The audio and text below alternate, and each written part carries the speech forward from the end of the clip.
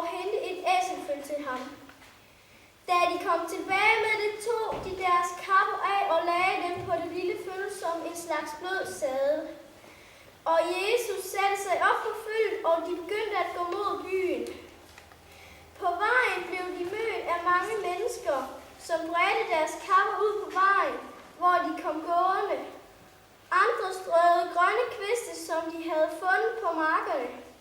Og alle mennesker langs vejen råbte, Hosianna, velsignet være han, som kommer i Herrens navn.